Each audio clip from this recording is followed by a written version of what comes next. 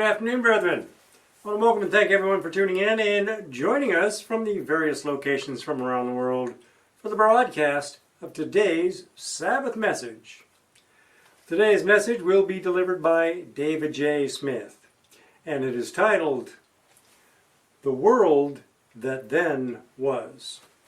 This is message number 1303. David J. first delivered this message on September 16th, 2006. And I'm your host today, Tim West. Now, the next new moon starts God's 6th month of the year, and we need to watch for it on the evening of Monday, August 9th, or the evening of Tuesday, August 10th, with the highest probability being just after sunset on the evening of Monday, August 9th. And the new moon of God's 7th month of the year has the highest probability to appear just after sunset on the evening of Wednesday, September 8th, 2021.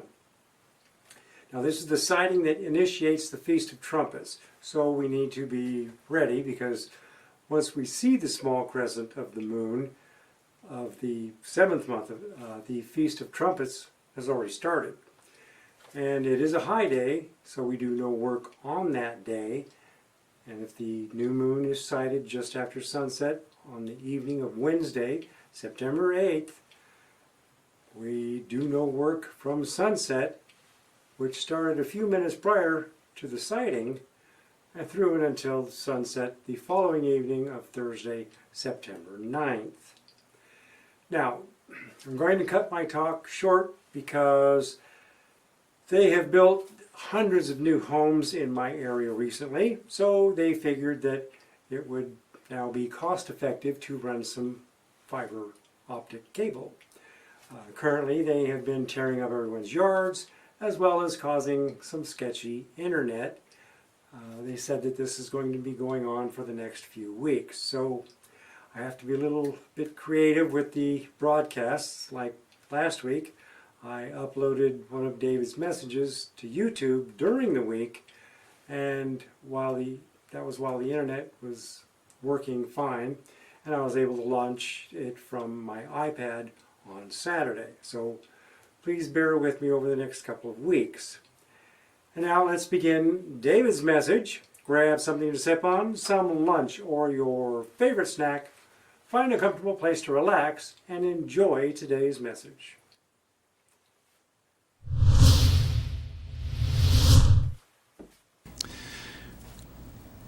The world is a very strange place, and when you look around and wonder what in the world is going on, sometimes it makes you think that there has been nothing before us and that there will be nothing after us, because we are the ones who are living our lives right now. But the world is a strange place, and sometimes we don't exactly understand why it is so strange. Because in the Bible, God does not always give details as to why things appear the way they are. And so it is that there was a world that then was, anciently. And we know very little about it. But the Bible does say that in the last days, knowledge will increase. And when that knowledge increases, of course, God will also bring it to our attention so that we can understand more and more of what He is doing in the world today, what He has done in the past, and what He is going to do in the future. In 2 Peter chapter 2, verse 4 and 5, it says, "For if God spared not the angels that sinned, but cast them down to hell." And the Greek word hell here is Tartarus, and it means a place of restraint. Then he went on to say, "And delivered them into the chains of darkness, to be received unto judgment, and spared not the old world." The word old could also be translated from the Greek ancient world, but saved Noah, the 8th person, a preacher of righteousness, bringing in the flood upon the world of the ungodly. These verses very clearly tell us that there was an old or ancient world that was affected by angels that sinned. They did something back there that caused the world from that time forward to be different, to be changed from God's original purpose. And so God foresaw this when He created our first parents and placed the human race upon the earth. So He prepared a way to rectify the situation. But anciently, they somehow influenced humanity to become so evil that God destroyed that ancient world by a great flood. It's known as the Great Deluge. Notice also another scripture. It's in 2 Peter 3, verse 3 to 7. Knowing this first, that there shall come in the last days scoffers, walking after their own lusts, and saying, where is the promise of His coming? Didn't Jesus say that He was coming? Didn't God forecast that a Savior would come into the world, but nothing has happened after all these centuries? This is the last days, surely. Knowledge is increasing. The threat of human annihilation through nuclear war, biological, chemical weapons. But where is Jesus? We haven't seen Him. And then it goes on, for since the fathers fell asleep or died, all things continue as they were from the beginning of the creation. For this they willingly are ignorant of, that by the word of God the heavens were of old, and the earth standing or emerging out of water and in the water, whereby the world that then was, being overflowed with water, perished. But the heavens and the earth, which are now, our present day, by the same word are kept in store, reserved unto fire against the day of judgment and perdition of ungodly men. According to the Bible and over 600 legends from all over the world, when the great flood came, this great God said that He would never destroy the world again by a flood. And that's why He set a rainbow in the heavens. All the colors, the spectrum of the rainbow, so that it would be a sign to the human race that there would never be another flood that would destroy every human being on earth. But God has reserved something different for those who rebel, who will not be faithful to Him and loyal after He has established His kingdom and for 1,000 consecutive years taught every person that has ever drawn breath. And those who are first called today, their first fruits, after receiving their brand new Spirit-composed body, will also be ruling under the authority of Jesus Christ to bring salvation to the world. And He says that He is reserving for the ungodly a fire, so that He will destroy those that will not obey Him. Now, these verses confirm that there was a previous civilization before the flood that was caused to perish. And it said because it was so evil. So the sifting and the churning of water, and we all know how it erodes landscapes, even sometimes soft rock formations, followed by the settling of the sedimentary rock and also soil, until it finally just covered the evidence that there was a civilization before. That civilization was so advanced, far beyond anything that we could ever imagine in our wildest nightmares. Just like in the New Testament of the Bible, God Almighty says we can't even understand the wonderful things that He has in store for us who obey Him and are saved. And so it was before the flood. There was something great. And only until the 18th, the 19th century, and now into the 21st century, when explorers have gone into the jungles of Peru, the Andes mountain ranges, the dense jungles of India, Southeast Asia, and archaeological digs, have they begun to uncover something they never realized existed. Civilizations so far advanced beyond anything that we know.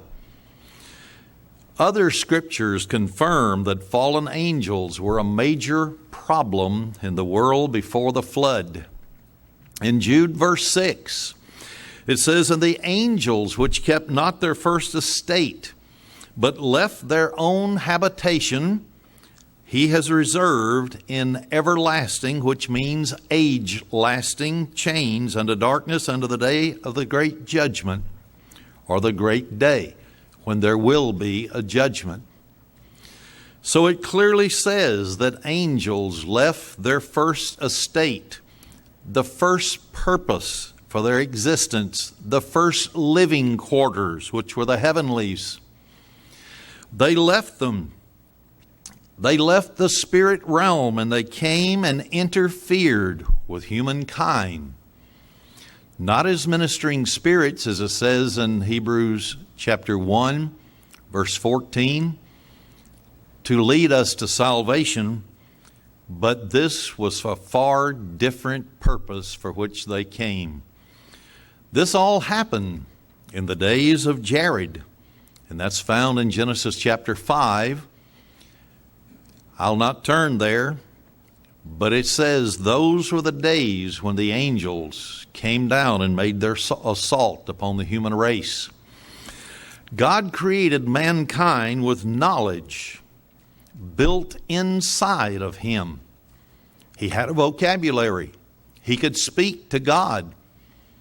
Our first parents could speak with one another.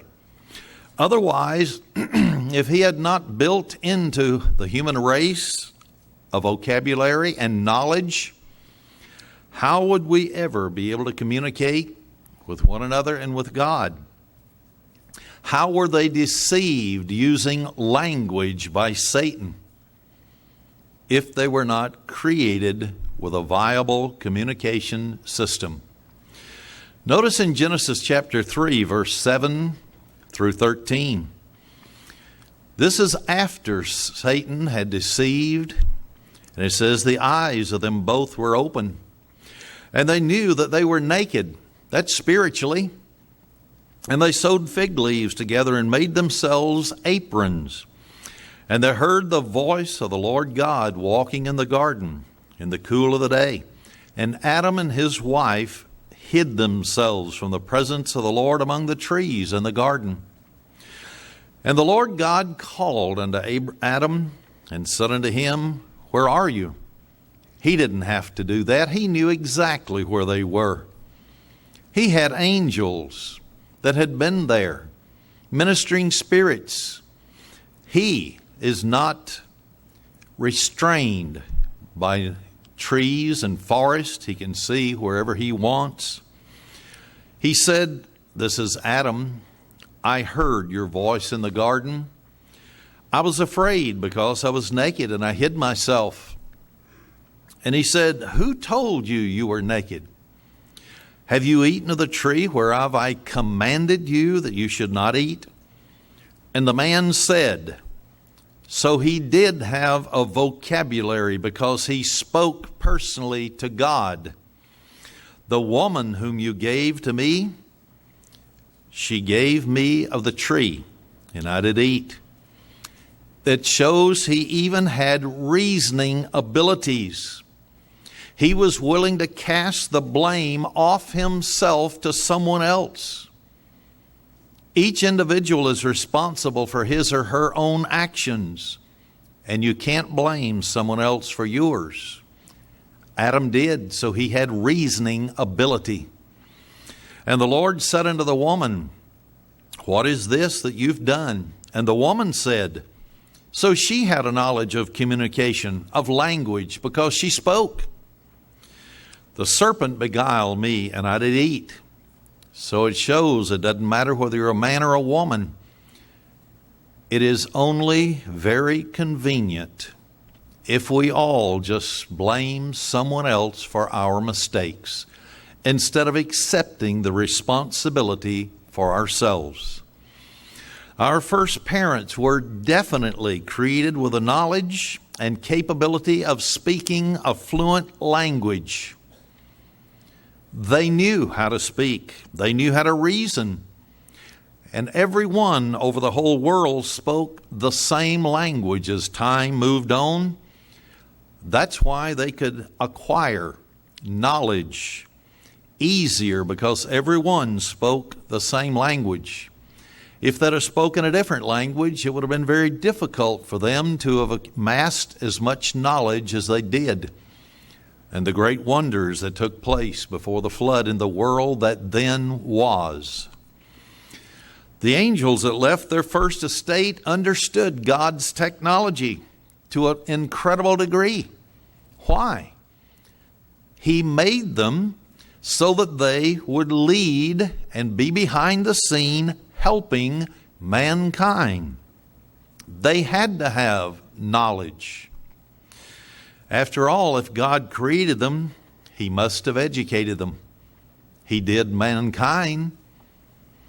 The results of their interfering in human affairs became very devastating for those who were to live in the world that then was. Problems were to come. Let's notice briefly some of those problems.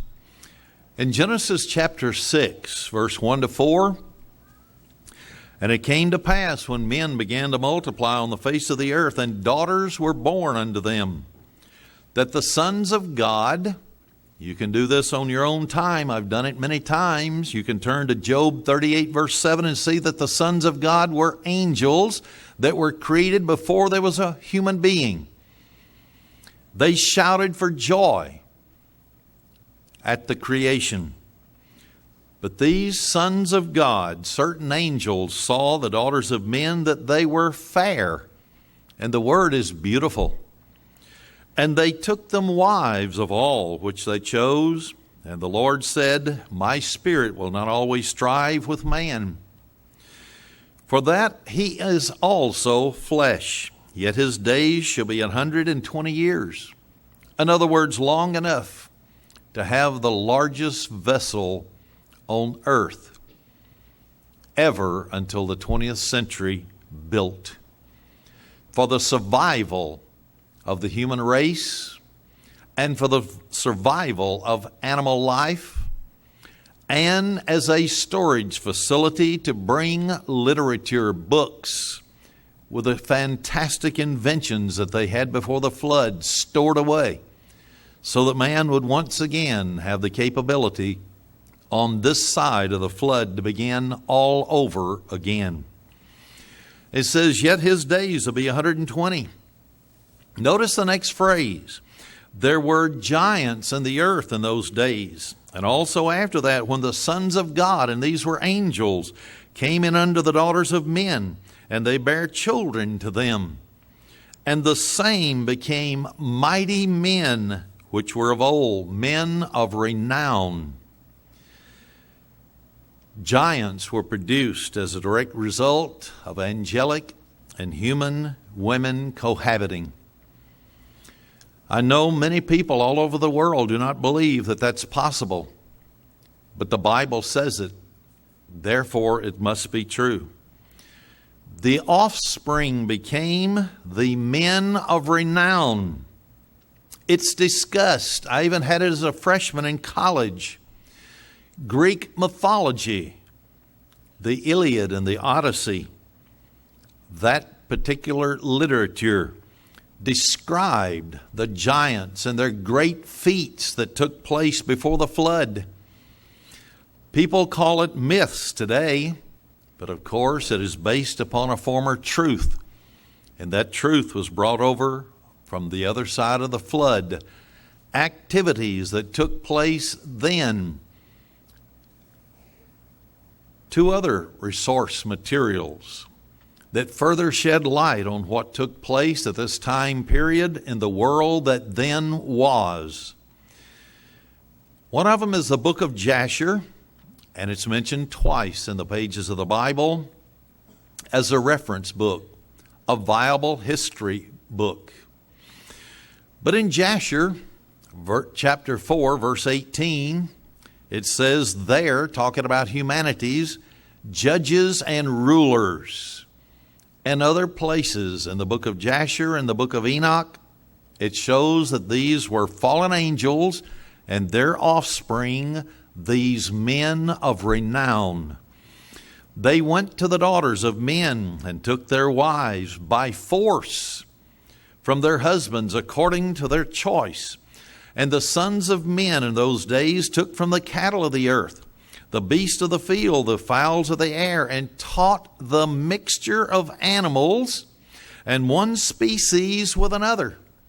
That's called gene splicing, genetic engineering, in order to provoke the Lord. And God saw the whole earth, and it was corrupt, for all flesh had corrupted his ways upon the earth, all men and all animals. What happened to the righteous people, though? Did God look down and have mercy upon them? After all, the angels and their giant offspring had created the modern day movie, The Isle of Dr. Moreau. Genetically engineered all the animals to create new species. And it fools the evolutionists today by thinking this is an intermediary species. But what happened to the righteous men and women who obeyed God before the flood? Would God allow them to be destroyed? No. In verse 20 of Jasher chapter 4, it says, all the men who walked in the ways of the Lord died in those days before the Lord brought the evil, and he's talking about the flood, upon man which he had declared. For this was from the Lord. Yes, it was from him that they should all die, that they should not see the evil which the Lord had spoken concerning the sons of men. Yes, the giants were to die.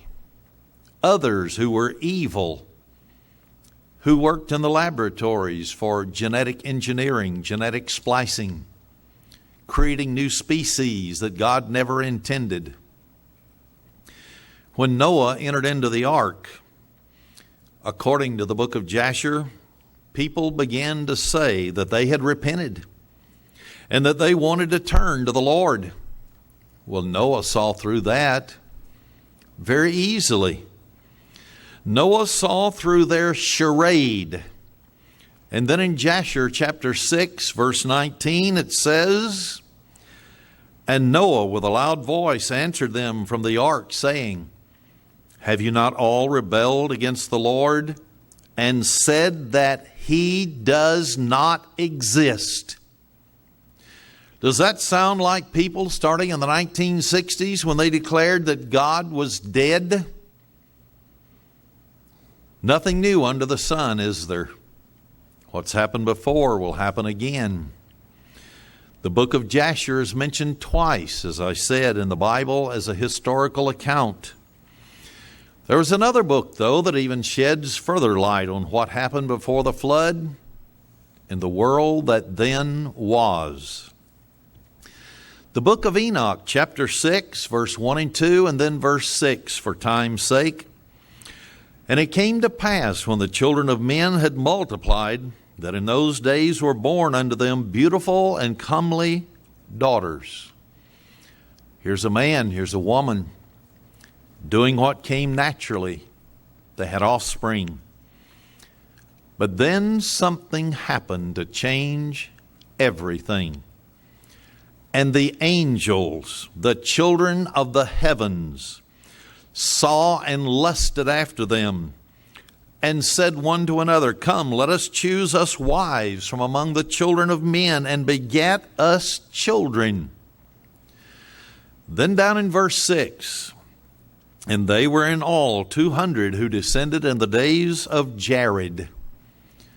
And Jared is mentioned in Genesis 5, verse 15, and then verse 18 to 20. So it was in his days when the angels rebelled, came down, began to cohabit with human beings. That's when they had offspring, giants. And also in the book of Enoch, chapter 7, verse 1 through 6, and all the others, that's angels, together with them took unto themselves wives, and each chose for himself one, and they began to go in unto them, and to defile themselves with them. Why would it be a defiling process? Because they began to cross genetic barriers that God never intended. The angels were never to interfere into the lifestyle of human beings. And they taught them charms and enchantments. Where do we get witchcraft today? It came from before the flood, fallen angels. The cutting of roots, and made them acquainted with plants. And they, this is the human women, became pregnant. And they bare great giants, those men of renown that the Bible talked about in Genesis chapter 6, verse 4. Whose height was 3,000 ills, that's between 18 and 20 feet tall, who consumed all the acquisitions of men. So they enslaved mankind, and man had to work for them. The angels were the rulers. They thought it was the kingdom of God on earth because the kingdom of God was preached. So they thought when the angels came, they were gods. And it was actually a great honor for these women to have intercourse with these angels and produce an offspring. They thought the gods had established the kingdom that was prophesied in Genesis chapter 3 of the Bible. But it hadn't. It was fallen angels. And when men could no longer sustain them, they couldn't produce enough food for them, the giants turned against them and devoured mankind. What happened as a direct result? They began to sin against birds, beasts, reptiles, fish, yes, by genetic engineering or gene splicing, and to devour one another's flesh. That's cannibalism. Archaeology has dug up giant bones. They know there were giants, anywhere from 14 to 20 feet tall. And they know that they were cannibals. They ate other human beings. It's an absolute archaeological fact. And they began to drink those human beings' blood. That is a fact also. Then the earth laid accusation against the lawless ones. God brought the great deluge that destroyed the civilization before the flood. The days that were then, but no longer is, because God destroyed it, and He allowed the sifting of the water to overcover it, so that mankind would not realize what all happened back there. But at one time, according to archaeologists, according to those who work with weather, they said that this entire planet was equally warm all over the world from pole to pole. How could that be? But when God pronounced that He would destroy the earth by water, it would all change. There would no longer be equal temperatures all over the world as it was in the world that then was. But it was a vapor canopy high above the planet that encircled the earth. It filtered out the cosmic rays that were harmful. It kept the climate just right all over the world. There literally was oceans of water at one time up high above the earth. Then there were underground basins, actually oceans. They call them aquifers today. If something were to happen to disturb the delicate balance of planet Earth, and I believe, if my memory serves me correctly, the 11-degree tilt to the Earth, then the Earth would no longer be the way it was before the flood. There would no longer be that huge canopy with trillions of tons of water to filter out the deadly rays of the sun, to keep the atmosphere approximately 75 degrees year-round all over the planet. Tropical plants grew at the North Pole, the South Pole.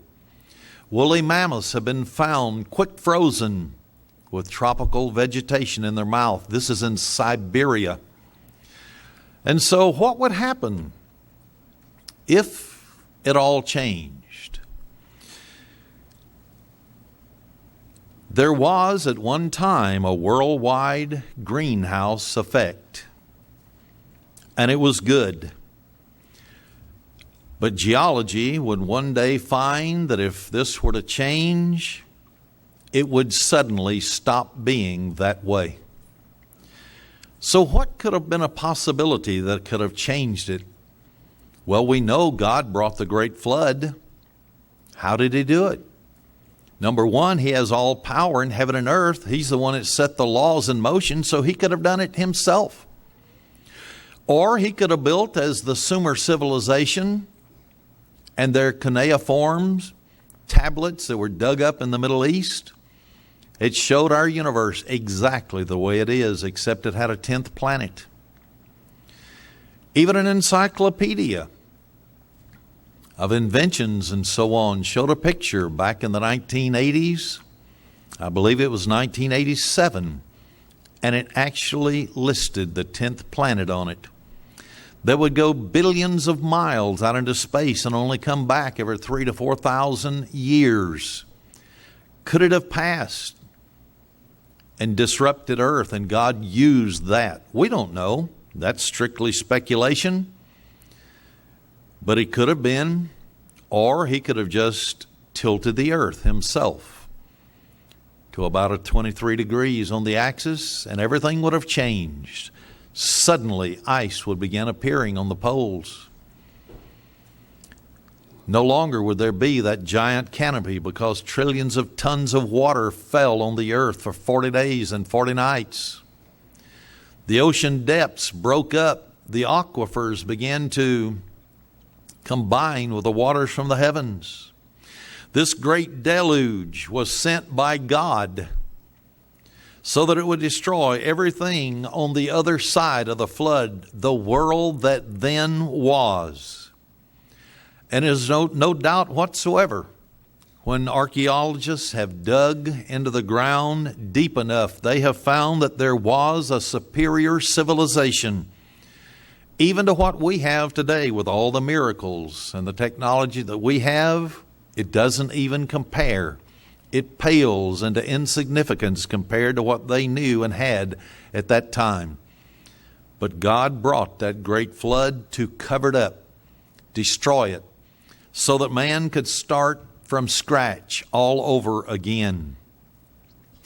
Egyptian records state that there was, before the flood, there were gods, as they called them.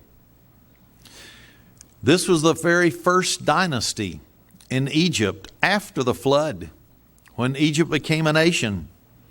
They said that before the flood, in their literary writings, in that first dynasty which remembered the flood, it hadn't been that many years. They said that before the flood, in the world that then was, they had superior technology, and they also had miraculous powers. That was before the flood. Where did those miraculous powers come from? We saw the angels that had fallen had taught them every evil there was.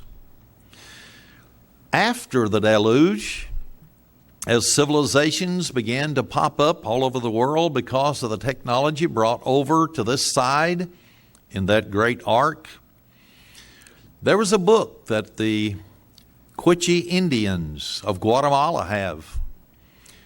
And I'm just going to quote one statement out of that book called Popol Vuh. The first race of men before the flood possessed all knowledge. They studied the four quarters of heaven and the round surface of the earth. End of quote. How would they study the four quarters of heaven? They have found landing strips on the top of the Andes Mountains. They knew how to fly. Did they have what we call today UFOs? They had something. How did that satellite, 22,000 miles out into space, that was spotted by NASA 3 times in 1 week, and then another time years later, they don't know where it came from. Where did it come from? When ours only orbit about 480 to 484 miles up into the sky. Where did that one come from that's circling the earth? They knew something. And if these records of these Indians is correct, that before the flood they had all knowledge, that means we have yet to have even a scratching of the surface of what they knew at that time. Of God's laws that He set in motion. Even Greek mythology begins to make sense. And as I read it, and I hated every minute of it in college, and I sat there in a class, and they put us in alphabetical order, and there was a female with the name Smith on one side and a female by the name of Smith on the other side, and I was sitting in the middle, and I hated every minute of that class because it seemed so, I better not use this word, but stupid. It sounded so bizarre. But when you learn of what really happened, and archaeology has dug up the remains of these giants, and then the literature that they're finding and digging out of the ground, it supports everything in Greek mythology. Now, of course, they might have embellished it just a little bit, but that's okay. All over the world, the civilized world, they have talked about those great beings, the giants, and they called them the gods before the flood. They said in the remote past that they had all knowledge. So when we stop and think about all of this, can we possibly imagine that all the peoples of all the different continents in the world independently invented such stories about these gods before the flood, which were fallen angels, and these mighty men of renown? Did they just all make it up and it coincide with one another? No.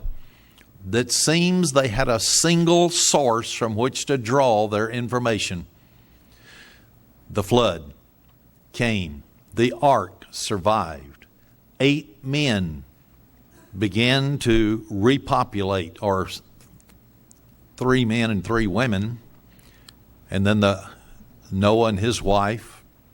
And incidentally, in case many of you didn't know, Noah didn't want to get married because he was warned that there was going to come a great flood to destroy, and he didn't want to have a family that would go through that.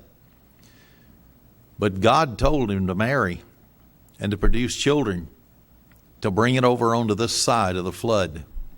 That was in the book of Enoch and the book of Jasher.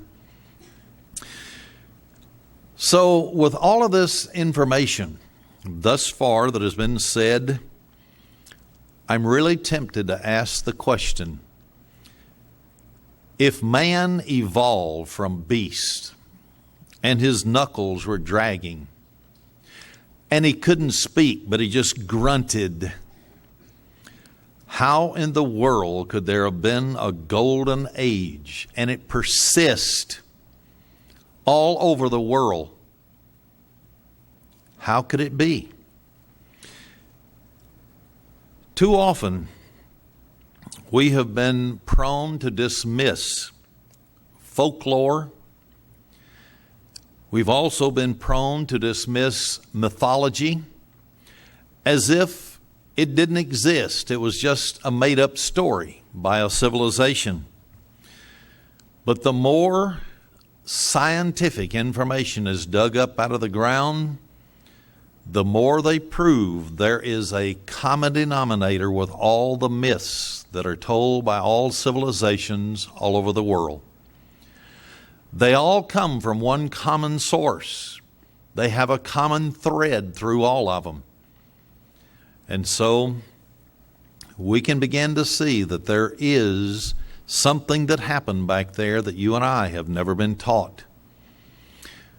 But as we're in the last days and knowledge has increased, suddenly we can begin to understand a lot of what happened back there. Why there could be a satellite found 22,000 miles orbiting around the earth that no country in this world has ever produced in our modern times. Why there can be landing strips for aircraft on top of the Andes Mountains. Why they could move blocks 60 tons 250 miles away over declines and mountain ranges down into the valleys and up over another mountain and then to the very top of mountains that are so narrow you wouldn't believe that anybody could build anything on it, much less a whole city and temples. And yet on the History Channel they showed one in Peru. And everything is so precisely built that you couldn't even get a knife blade between the big, huge blocks. To me, this is incredible. So they definitely had something before the flood and after the flood that you and I don't understand. But a Mr. William Prescott from the United States of America, he was an archaeologist. He reminds us in some of his statements when he says, quote, "A nation may pass away and leave only the memory of its existence, but the stories of science it has gathered will endure forever." End of quote. Isn't that the case? Don't we hear about when the steamboat was invented?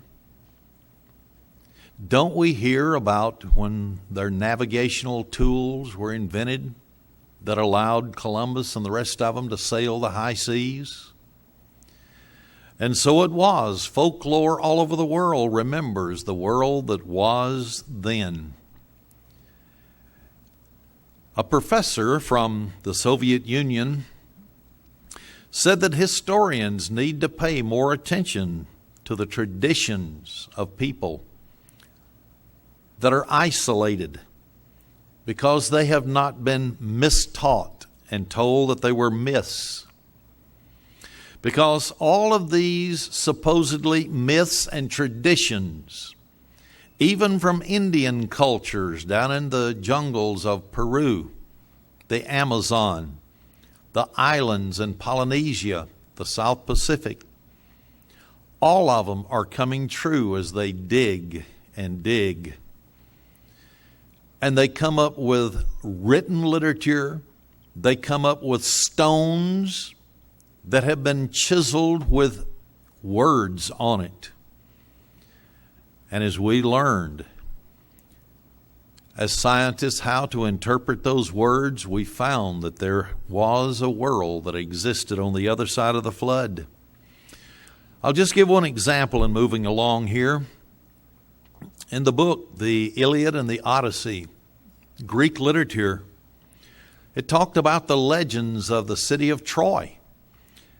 People said it didn't exist until all of a sudden it was uncovered deep underground. The city of Troy did exist, and it was talked about in the Iliad and the Odyssey. And so we know that since there has been so many things that have been uncovered, these myths and traditions must have some validity to it. But the key is, everything is based upon a set of core facts. Everything. And all of these traditions, from whether you're from Mexico, whether you're from the Polynesian Islands, whether you're from the plains in Asia, China, it doesn't matter. All the legends, ancient legends, have all come together, and they all talk about the same thing. But the one book that is proven to be the most valuable of all is the Bible.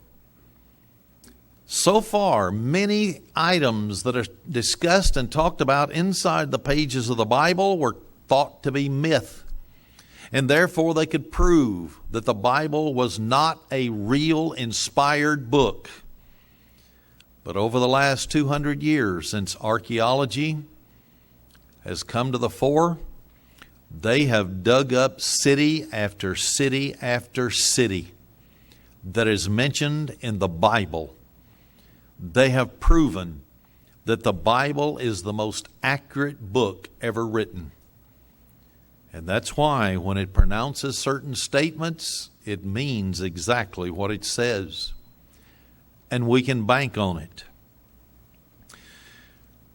Now, if we are to credit the memory of all of those civilizations that have come and gone, of all races, that their memories were reliable, then we have to admit that there was an advanced society that existed before the flood. And it appears to have been a universal truth, no matter what continent you walked on. It was known to everyone in ancient times that there was a great flood that existed, and there was a super master race before the flood.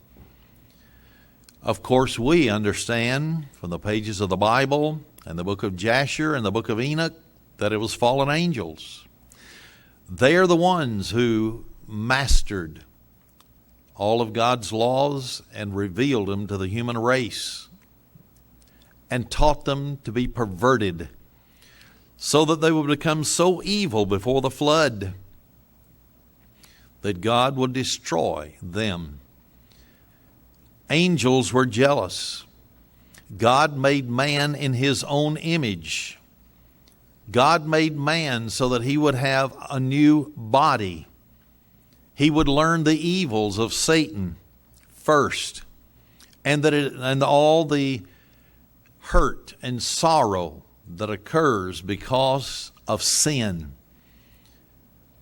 And then he will give the new body. He created his angels out of spirit. Then they fell. But he wants us to realize that if you break his laws, any laws, physical, spiritual, no matter what they are, they will affect you. And it will produce evil.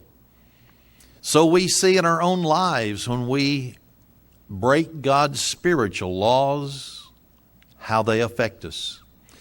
But we have seen the world that was, and when they violated physical laws as well as spiritual laws, how it affected them. It destroyed a whole world, advanced civilizations. And if God allowed that advanced civilization to exist, he said that we can't even imagine in the remotest part of our mind what he has in store for us.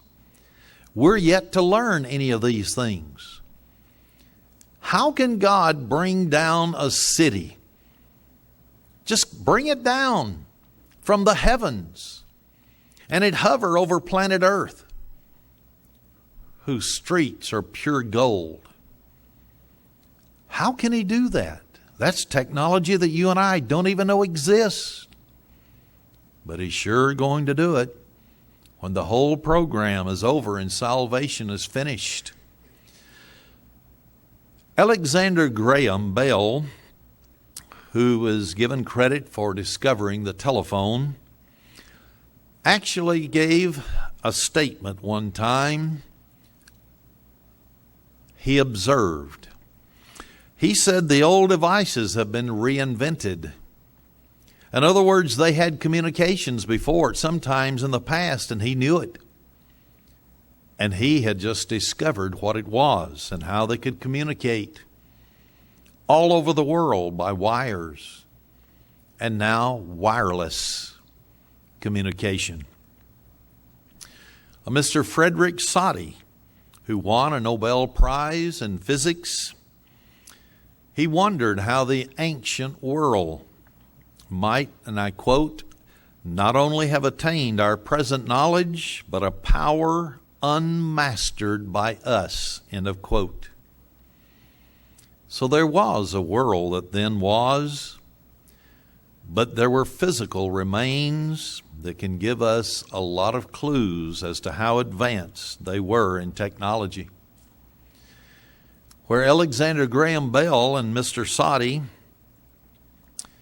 knew that there was communications before, and they had just rediscovered some of these things and rediscovered some of the physics and how it worked, they didn't know everything that was known by the ancients. Our understanding is based upon text handed down from one generation to another. It's discoveries, reports that are written and handed down. And so it is when the archaeologists began to dig, they found and accepted scientific discoveries that you and I never knew could even exist. But at the time, many of these items lay in museums because they had no one to decipher the language. They couldn't read what it said on the documents. But since then, there has been an exerted effort to be able to translate these things into modern English, and they have found the discovery of things that you and I did not believe that anybody in ancient times knew. Just like airplane flight, only they called them what we call flying saucers. They were round. They were 2 stories high. They found them. They found one intact in a cave in South America. And so they know the technology is there, but where did it come from? It came from the ancient world. Sometimes you and I can begin to connect things together so that we can have an understanding. In other words, is there a link between ancient civilizations before the flood and after the flood, since they were all destroyed? Could there be a link to instant civilizations on this side of the flood because of the technology that was brought over in the ark? Notice some of the things that have happened and they've discovered all over the world, not in just one place. They found it in North America, Central America, South America, the southern islands in the Pacific Ocean called Polynesia. They found it in Australia. They found it in Asia, Europe, all over the world. They have found symbols and hieroglyphics. Hieroglyphics is writings on rocks and so on. They were identical worldwide, and they have found them. It shows that they had a common heritage. All people all over the world, on every continent and even islands, they have found such things as the swastika, and we thought it was just Adolf Hitler. Oh no, it's very old. They found the snake and sun combinations. They found specialized writings on every continent, and it was the same writings and paintings. Do we think this is mere chance that it happened on all continents and the islands of the world? not mere chance. There was a common denominator from all of these people, and they all had the same learning at one time.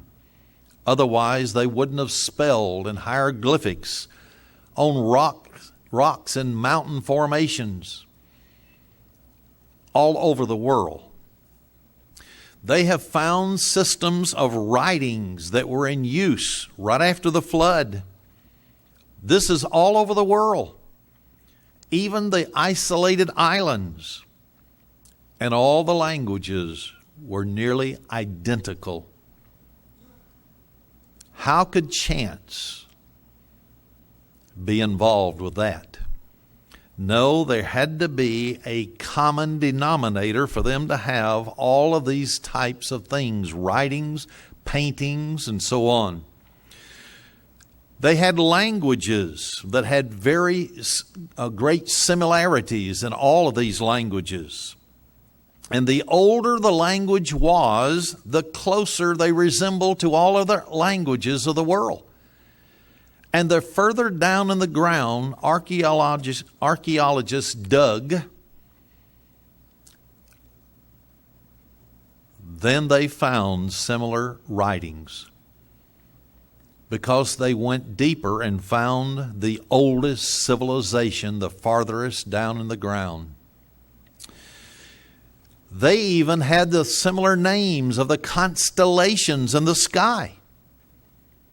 They found writings in Africa, Polynesia, the South Sea Islands, and Mexico, all of them similarly written. Same terminology, and every single one of the constellations were named identically. How could it have happened? Unless there was a great knowledge explosion before the flood, and it was brought over on this side of the flood, and it lasted for a certain period of time.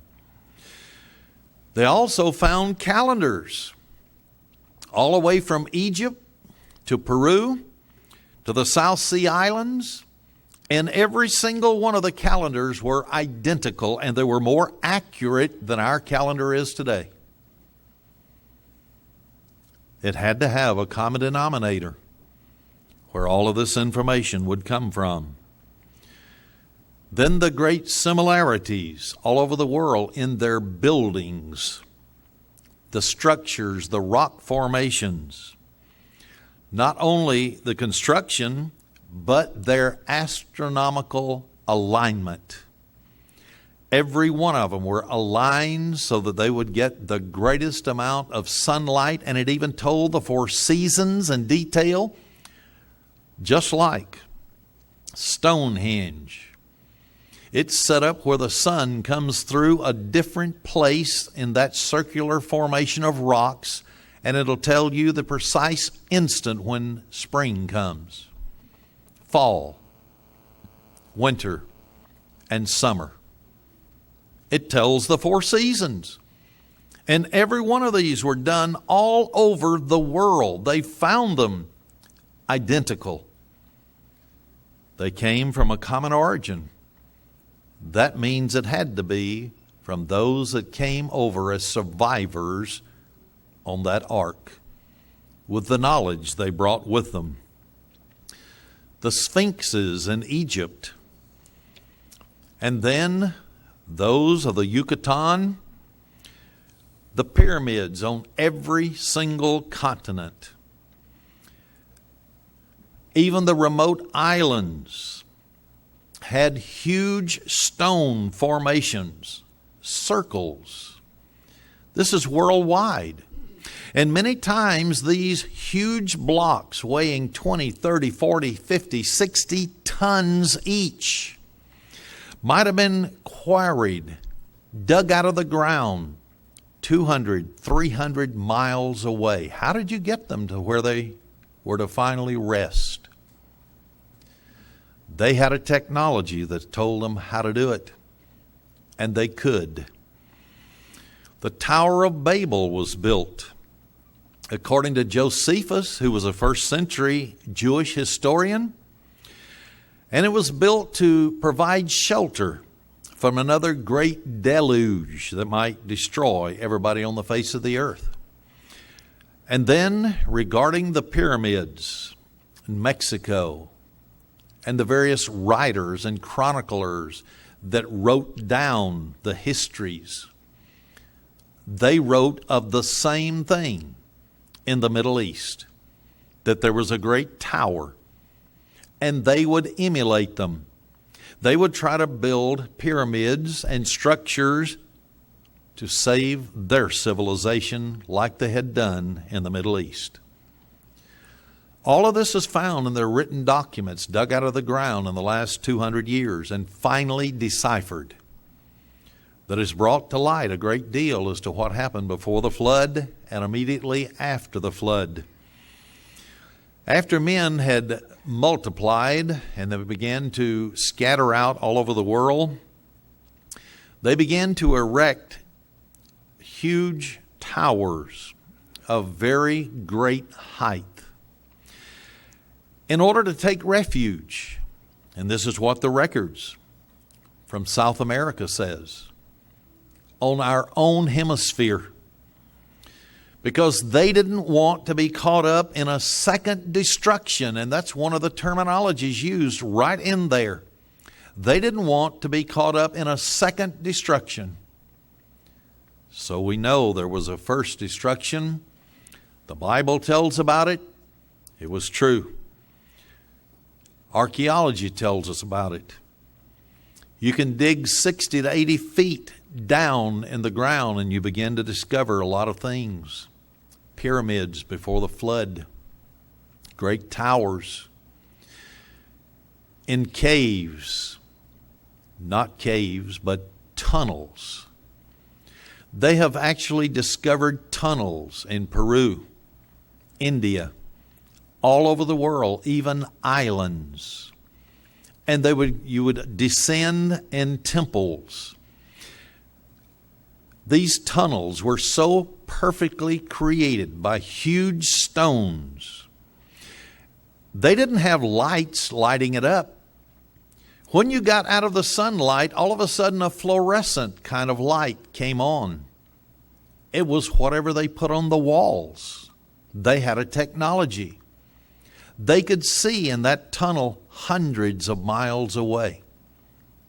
To be exact, according to the traditions down in Peru, in western Brazil, giants built these tunnels. And giants were the ones who used them and built them tall enough and wide enough for them to go through them. To be exact, one of those structures, does anybody know where the Dalai Lama religion was formed?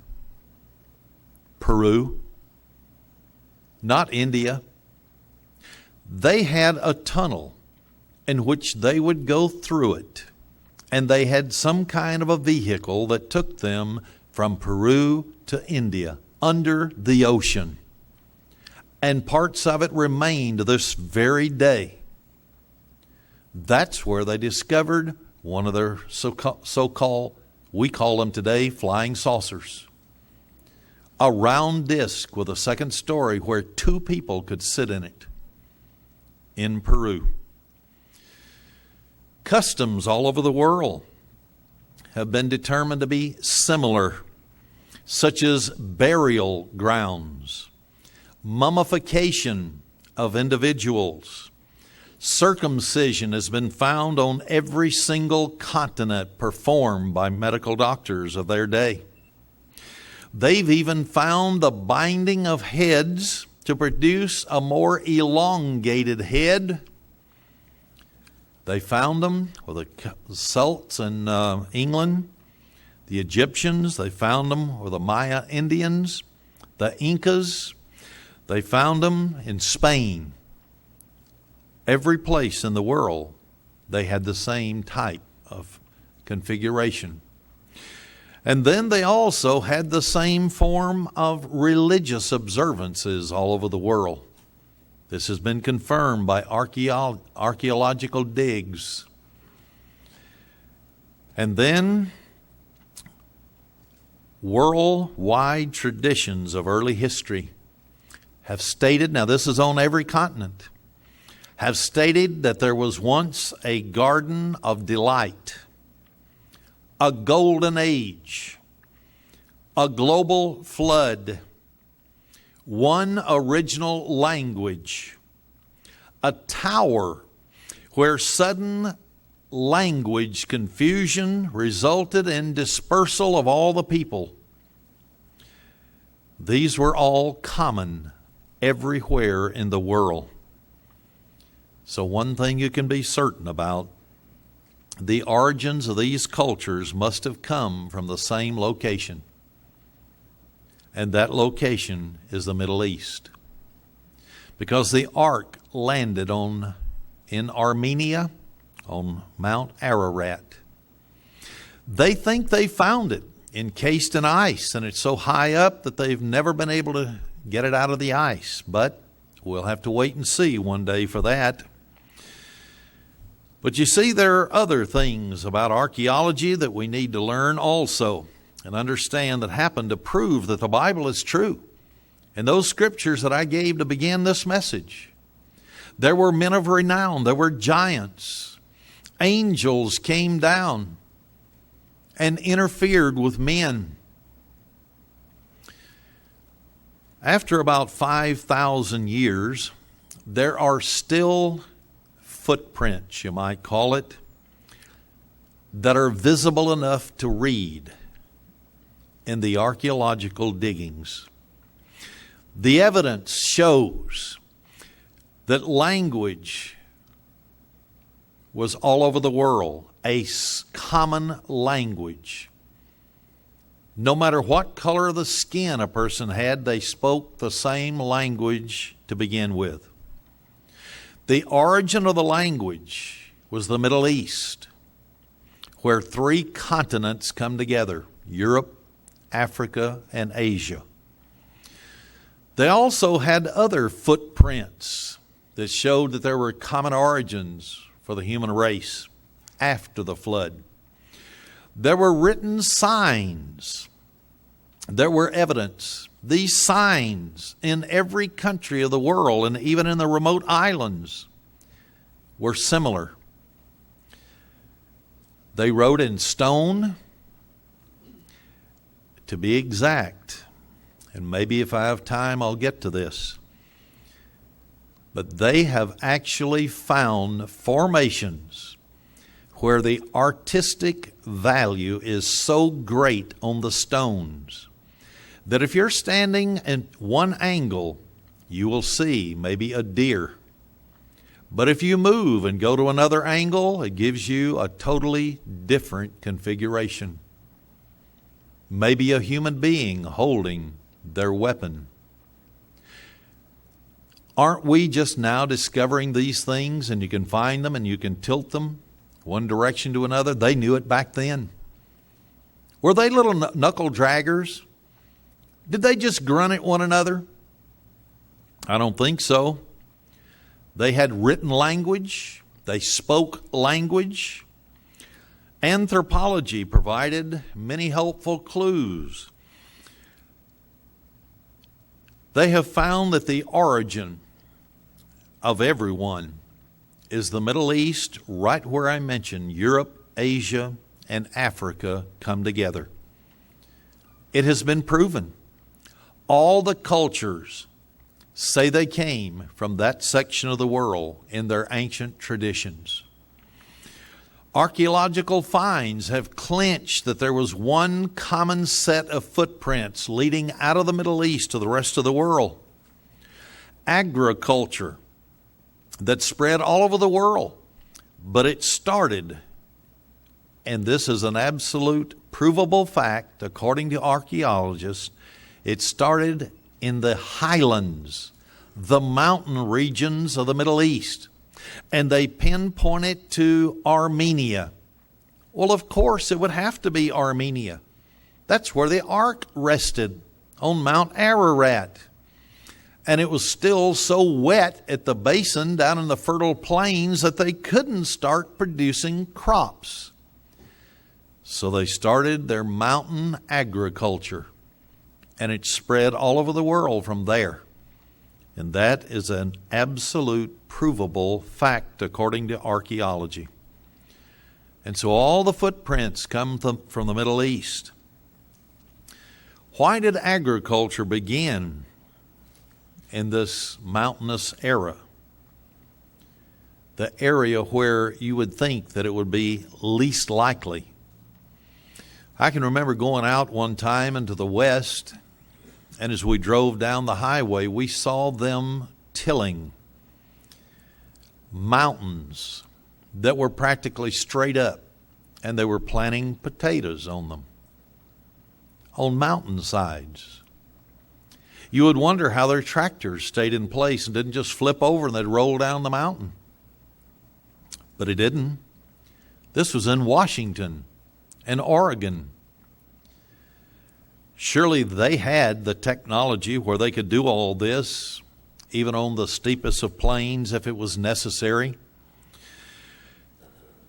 Biblical sources tell us that the ark came to rest, Mount Ararat. So once again, the Bible is true. And all the footprints leading from the Middle East and spreading out in over 600 traditions all over the world tell us the same thing. That there was a great civilization before the flood. Then it was brought over onto this side by a man in a ship, and there were 8 survivors. And they started agriculture on the mountainsides. This is incredible when you stop to think about it, because God has always been accurate in the pages of the Bible. You know, only one thing could explain the high level of civilization right after the flood. And if you want to get technical, even before the flood. Those nations got their heritage basically from the world that was then.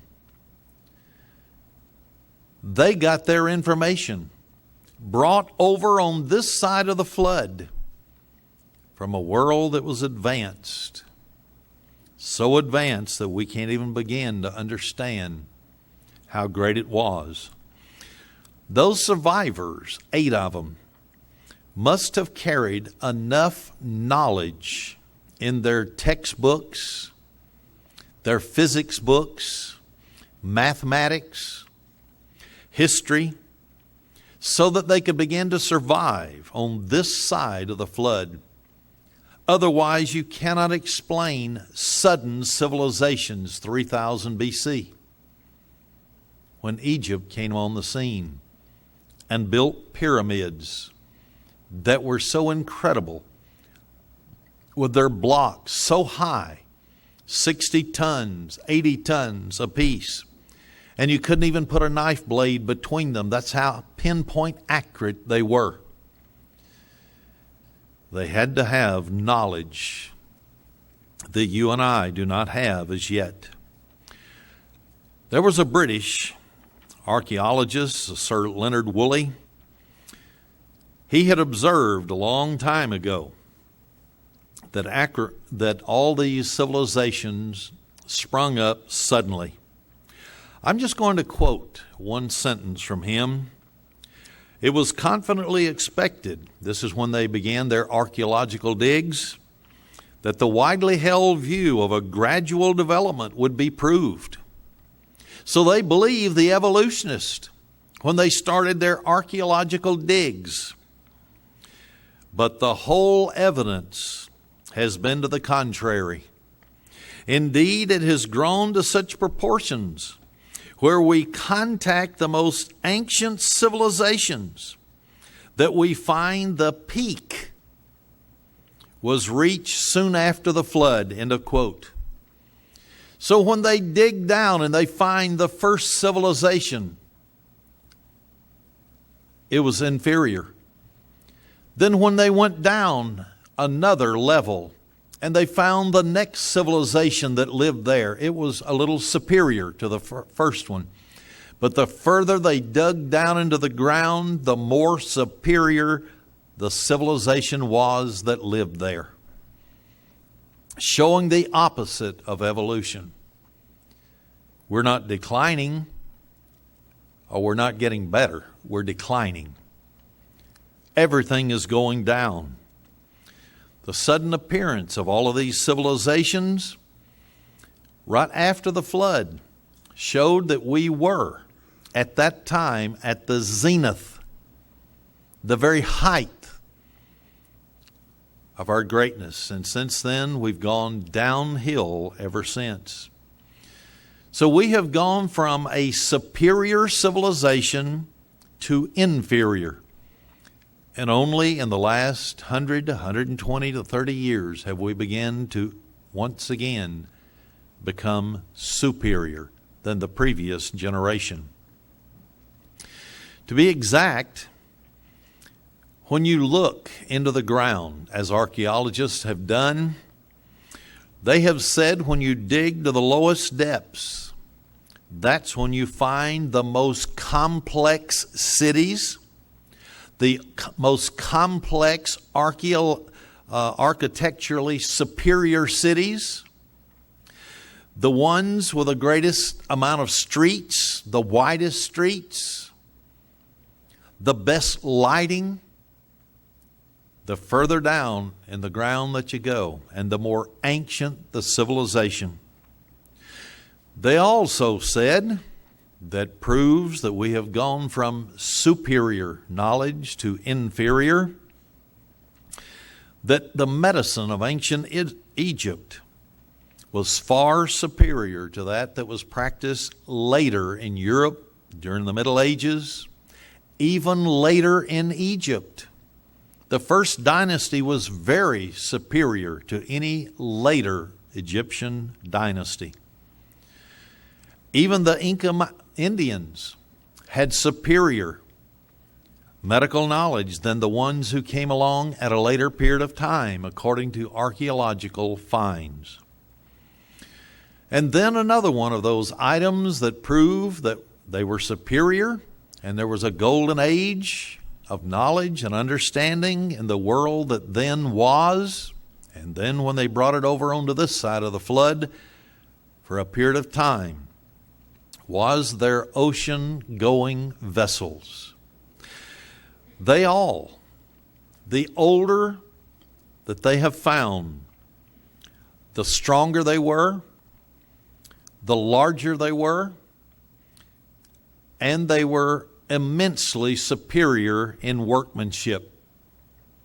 The older they were than anything that we've seen during the Middle Ages right on up to our day today. They even discovered one ship in a lake in the Northwest. When it got so dry, the lake dropped 57 feet and they found a submarine. It could float on top of the water, under the water. And it was dated back 3,000 BC. How much do we not know about that golden era that was before the flood and shortly afterwards? To show that we have gone from a superior civilization to inferior, archaeologists have found ancient maps. They were drawn to precision exactly as the world is today. Some of them dated 2449 BC. And then those people in 1502 to 1569 copied these maps and brought them up to date for us. Our own Navy decided they would look at one of them and they declared it was authentic. To be exact, it had mountain ranges on it that we didn't even know existed. And so they corrected their naval maps according to this. And when they sent satellites around the earth, they discovered the mountains. Now these were 2,500 BC. To show that we went from superior to inferior. The old Mayan calendar is superior to ours today. It's more accurate. It is pinpoint accurate. It can be demonstrated that many languages have suffered degeneration. To be exact, the Hebrew language. By the time they were going into the land of Canaan, Hebrew had already begun to decline. Ancients set building stones that were much larger and more difficult to transport than anything of any culture that has ever existed since that time. They would transport them sometime 250 to 1,000 miles to their location. And no stone formations could be found like those in that country. How did they get that? They had a knowledge that we don't have. And then to show that we have come from a superior civilization that was before the flood, the world that then was, to our present inferior civilization. There were paintings, masterpieces you would call them today, but they were done during the period of time that evolutionists call the Cro-Magnon, cavemen. These were artists in Spain. They were artists in France.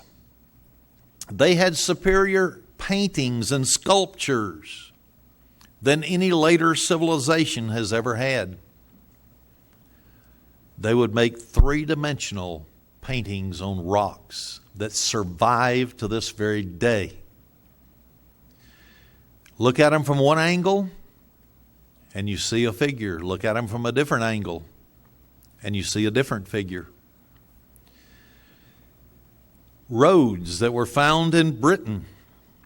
This is called the Icknell Way. It runs about 200 miles. It has 4-lane highways. They can't even date back when it was built. It was before the Romans. And so this highway is still in good condition. It's not cracking. It's not crumbling. What did they have as knowledge that could create highways that would not decay? Then mathematics.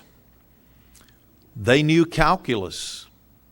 They knew the number 0 was very important. It was the secret ingredient to advance mathematics. They knew it in Babylon. They knew it before the flood. But the civilizations in between didn't necessarily know it. And when it was rediscovered, we have the modern mathematics that we have today. And then astronomy, to show that they were superior to us in the past. Constellations took on the form of animals, making it easier to remember them and to identify them. But later civilizations began to regress, and they actually became animals to them, not just took on the form of them. Then they would begin to name them after their gods, like Thor, Zeus, the various gods of various countries.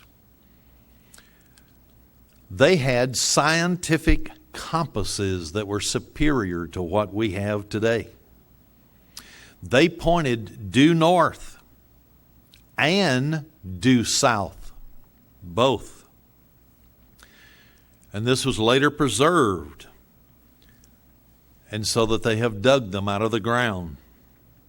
To be exact, on the History Channel, they actually showed what I was referring to in one previous sermon, where they had found a computer that navigated ships. It could tell you any place in the sky, and it was run by levers. and it was advanced to anything that we've ever had before.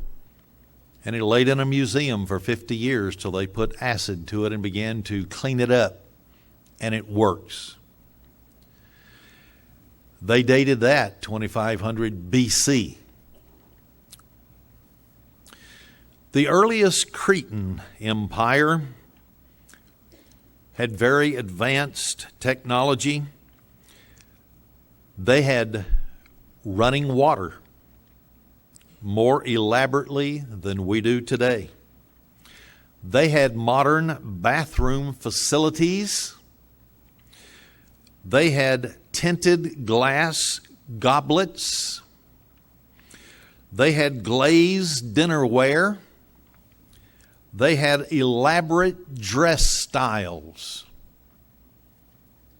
So you could put on your church best and you wouldn't look as good as they did. On the Canary Islands, they had seen considerable deterioration in cultivating of soil, farming, and so on. By the time the Spaniards had arrived, it went downhill ever since. Then when you look into the Pacific Ocean and the islands that lay there, because the Bible did say the earth that laid in the water and out of the water, meaning emerged out of it, and the continents rose, islands rose.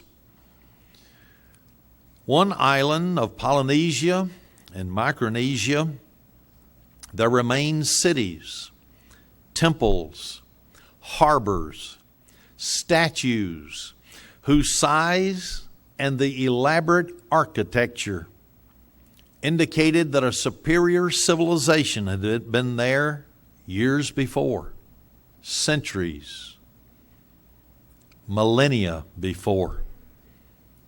And it all was still there and could be observed. In Pakistan, the lowest strata where they have dug archaeologically found that they have advanced civilizations there. And each strata up toward the top of the soil has fallen off dramatically. They had huge geometric shapes in the first, lowest civilizations before. They had beautiful engravings. But then, as they went on up to the next civilization, and the next one, as they reached the top of the soil, they found that none of the greatness was still there. Even their bricks were inferior to the ones they found below the soil. In Central America, present-day descendants of what was once the greatest empire in the North and South and Central Americas, the Maya. It's mere jungles now.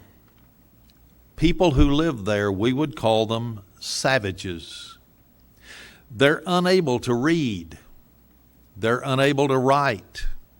And yet their ancestors had hieroglyphics. They had writings in caves, on walls, and tablets. They knew how to construct incredibly large cities and buildings and temples. But the ones who live there today live under the trees in huts and use spears. So civilization has lessened the longer that we have been on planet Earth. They have actually dug up in Sumeria, in the Middle East, just south of Ur of the Chaldees, where Abraham was called out of. They've dug up that city, and they found that it was a very advanced civilization. Their cuneiform writings on clay tablets and so on showed the universe. It showed the solar system, 9 planets. And even though scientists today have declared that Jupiter has been downgraded and is no longer a planet status, The Sumerians said that Jupiter, not Jupiter, but Pluto, it was a planet. They showed all 9 planets that we know today. They showed the moon of the earth. They showed the sun. And all the planets revolved around it, but they showed a 10th planet that went way out into outer space, billions and billions of miles. And thus, they named it differently, but we call it the 10th planet. They have found in Greece, 3000 BC.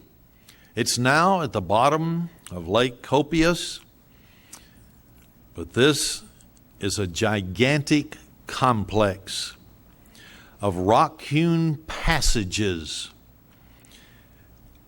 that is beyond the capability of anybody in modern Greece to produce. Perfectly formed, perfectly laid. They have found in Bulgaria grave excavations. They've revealed that they had rich and complex technology in 3000 BC, far in advance to anybody that lives on the European continent today. In Peru, they found that the pre-Inca buildings, as they dug down into the soil, and the artwork were of a much higher quality and level than the present day Incas and those that have lived within the last 300 to 400 years.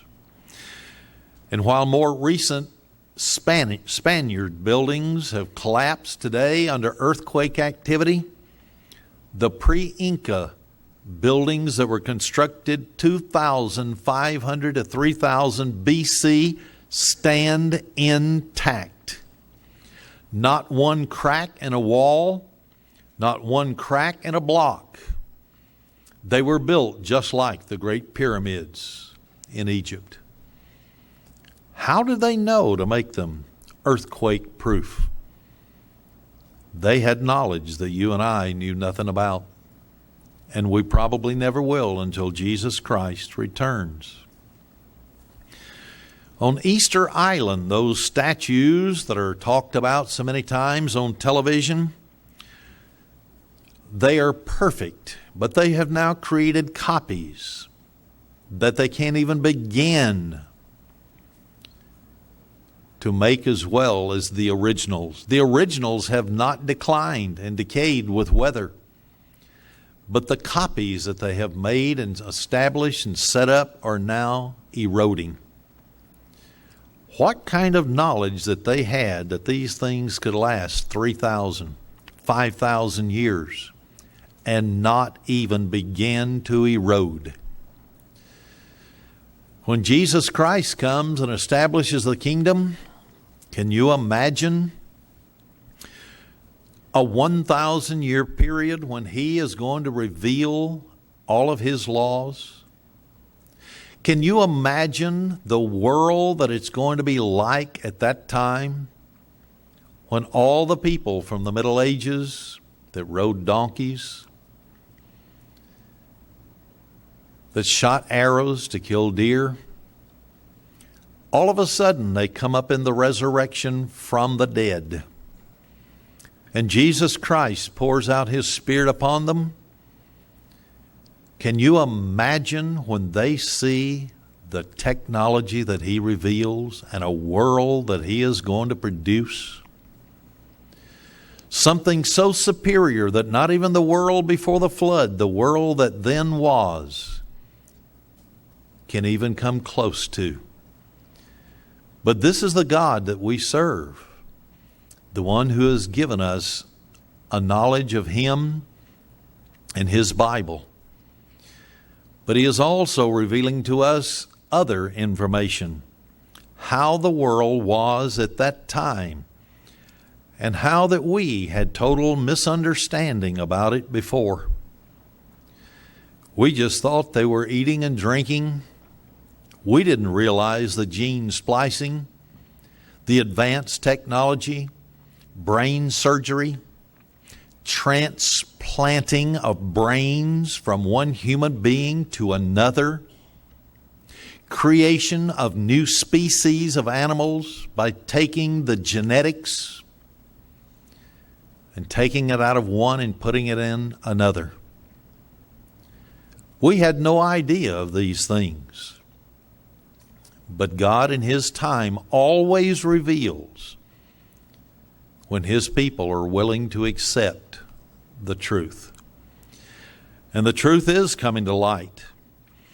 To be exact, if you want to go back just a little while in history, just to show that there were giants in the earth in those days,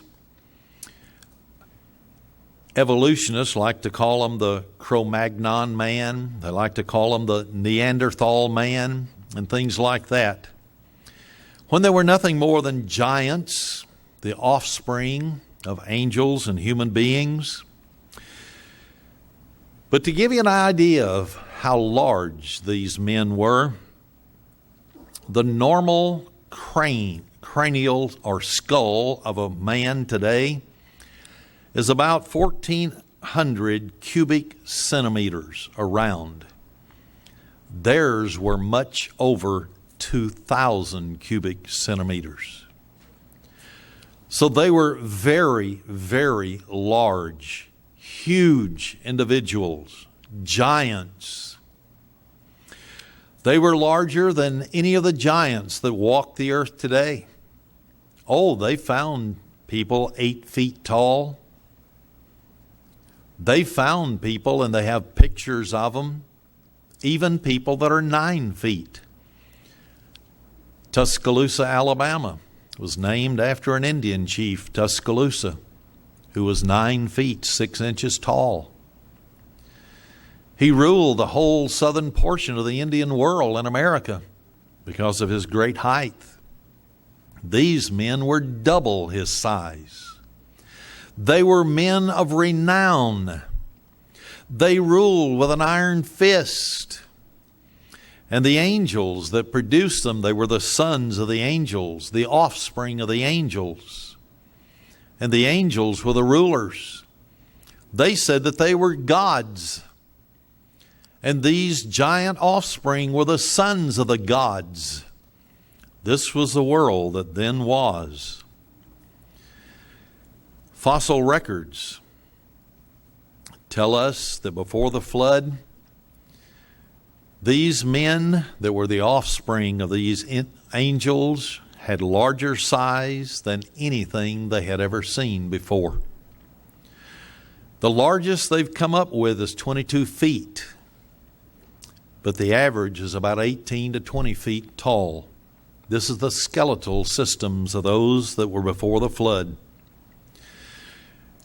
And it's kind of interesting to me, but down in Peru and some of the back jungles of western Brazil, Indian tribes live there, and they have traditions. Traditions are always based upon something. Do you remember in the Bible where David killed Goliath? He was a giant, but he had brothers. There were others who were giants. Remember Og? They had 6 fingers and 6 toes. Down in the jungles of Peru and western Brazil, the chief, Indian chief, said they had traditions where there were individuals who would come out of these tunnels, giants, and they all had 6 fingers and 6 toes. Not only that, he said that they were the ones who used these crafts that would seat 2 people. Very interesting. He described those crafts as double-deckers, one that looked like a plate with a lid on it. Wouldn't that what you would call a UFO today? Unidentified flying object? We call them flying saucers. They knew them back then. They saw them. They said they were the chariots of the gods. Very interesting as we learn what it was like in the world that then was. But God brought it over onto this side of the flood to a degree for a certain period of time. But in the ancient writings, and especially in India, they talked about how they lost this great technology. It described how that various nations had technology, flying machines that could emit bombs, we would call them today, and that the yellow-faced and the black-faced had a war, and the white-faced, the straight eyes, and that all that participated of the black-faced were destroyed. And a few of the survivors in India survived, and the straight eyes survived. And this is where the technology was destroyed. And then in the Western Hemisphere, from Mexico and Death Valley, California, were cities, immense cities with great technology, and they had knowledge of the atomic bomb. And that's why Death Valley is totally dead to this very day. Because according to the writings that have been unearthed, there was a great war from those down in Mexico and in Death Valley, California. And they were obliterated. And a lot of the sand crystallized. The only way that it could would be if the intense heat of a nuclear or hydrogen bomb were used. That's what they found in the jungles of India, where they said this war took place. And so there is so much that we don't even know of the world that was before the flood. The information that came over on this side of the flood, God allowed it to be carried over. Noah nowhere in the Bible is said to have brought anything but the animals. But there is no other explanation. There can be no other explanation. Because this ship that he built was so large and had compartments so large that they could have brought an entire library on this side of the flood so that they would have information to start all over. You can have more respect for our great God the more you understand the flood, the pre-existing civilization before then, what happened immediately after the flood, and that Solomon said there's nothing new under the sun.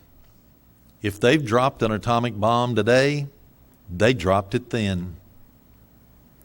If they can create weather warfare today, they could do it then. If we're exploring the four corners of heaven today, they did it then. It said so in some of the traditions that have been unearthed, especially in Central and South America and in Mexico. They said they explored the four corners of the heavens. Do we believe that there is nothing new under the sun? God said it, I believe it. You know, sometimes we have such a small vision of God.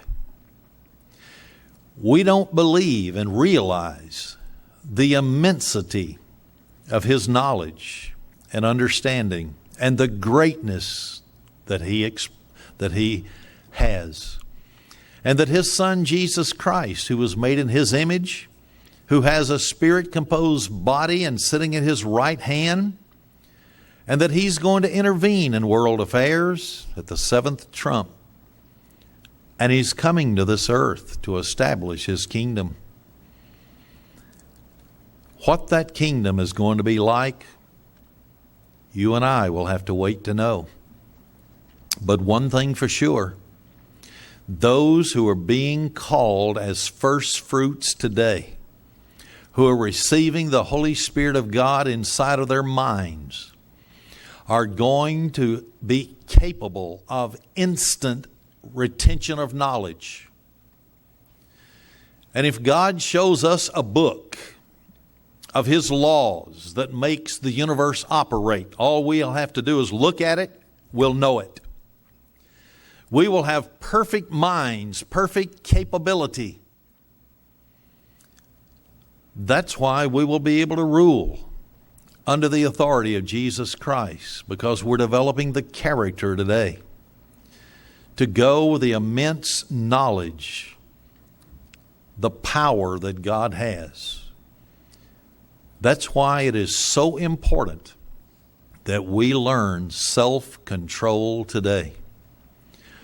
Self-control, because if we don't have self-control and God were to give you a new body where you could use that for wrong purposes,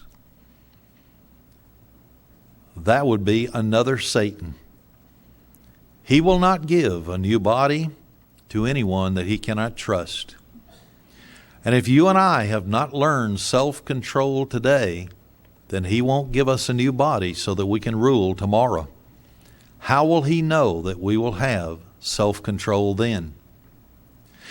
Brethren, in closing, Jesus Christ said this, "But as the days of Noah were, so shall also the coming of the Son of Man be," in Matthew 24, verse 37 to 39.